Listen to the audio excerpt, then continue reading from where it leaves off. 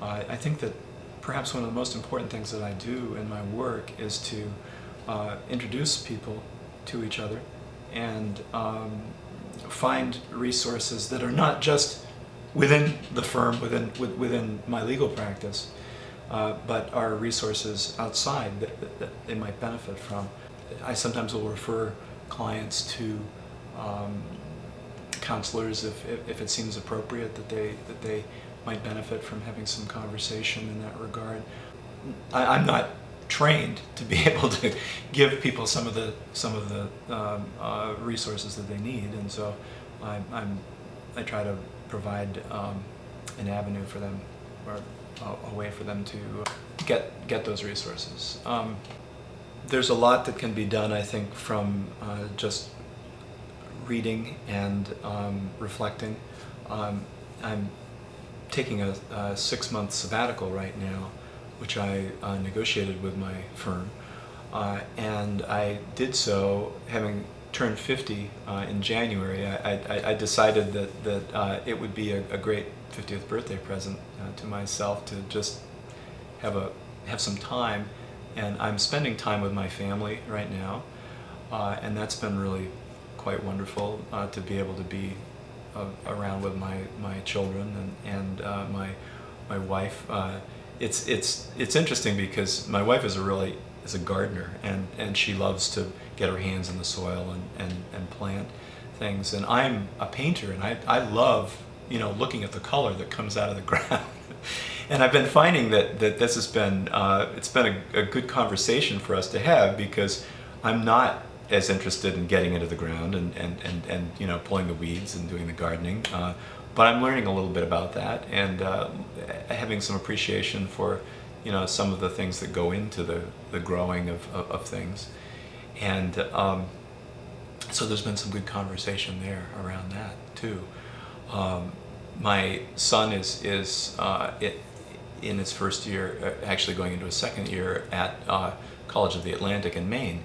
And so I go back and forth between Maine and Minnesota. I still have clients in Maine, and so I'm able to work with them and on some of the same kinds of issues, estate planning and conservation planning issues that I am interested in pursuing. I'm also planning, as part of my sabbatical, to do some international travel to see some of my friends abroad. In my practice, I've developed as sort of a subspecialty international estate planning, so I work with clients that have property in different countries, and so that's another area. It's kind of weaving the work and the relationships through the sabbatical, but the idea of this time away is really, you know, for reflection and discernment.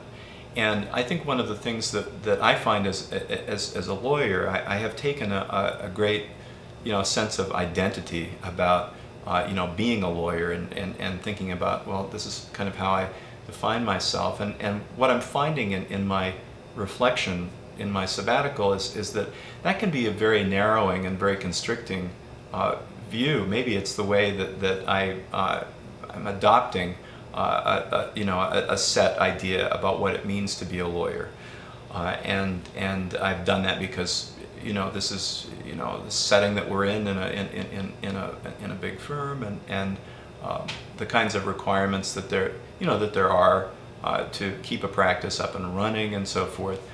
But I think sometimes we define ourselves too narrowly, and at least I do. And so I find that when I can look to the things that I feel, you know, most passionate about, the painting, you know, music, literature, those kinds of things that have fueled me, you know, all my life. Those are by returning to those things and having those be woven into my life as part of my daily activities, my weekly activities. There's a sense of resilience and a sense of deeper resource there that I find I can bring to my clients, and by being available to them, I'm sharper as a result of having these other interests. I'm more on for them, and the hope is that the, you know, the service that I provide to them will be of lasting value and meaningful to them. I think that the idea of creativity and the creative process, whatever that might be, you know, for some people it's music. I have a good friend who is a composer, and he is doing different arrangements, and he's an attorney. At my firm we have a rock band, and I was one of the founders of the rock band, and we did that and it's still going, but it's been the sort of thing where, you know, people come in and out of it, and I was in it for a while, I think for about 7 or 8 years, and I just found that, you know, my energy was going elsewhere. I wanted to, you know, do some other things, and the band is still going, though. It's called Noisy Withdrawal. My cousin died in January. I was very close to him, and he was 56, and he called me. Actually, I called him just a couple of days before he died, and you know, after he told me that he loved me about 6 or 7 times, you know, he said, you know, Barry, I always thought that I'd have more time. And he was 56. He said, you know, I'm really sorry that we didn't spend more time together. He was very busy, I was very busy, you know. And I assured him that the time that we'd had together was sufficient. It was wonderful. But that led me to think about the importance of pausing, to reflect, and to be able to be seeing some of the people that I need to see. You know, the friends, the family members. One of my colleagues at work, his brother died recently, and he said, you know, my brother and I worked downtown every day, and my brother was 64 when he died, and I've been thinking we could have had lunch more often. You know, we could have seen each other more, but we didn't, and now I can't, and I miss him.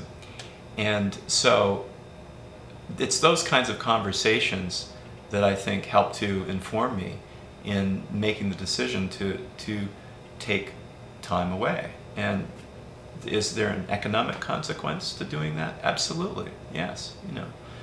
But is it something that's going to be meaningful, is meaningful, to help, you know, nourish and sustain and restore? Yes, I think so. I think it's really critical.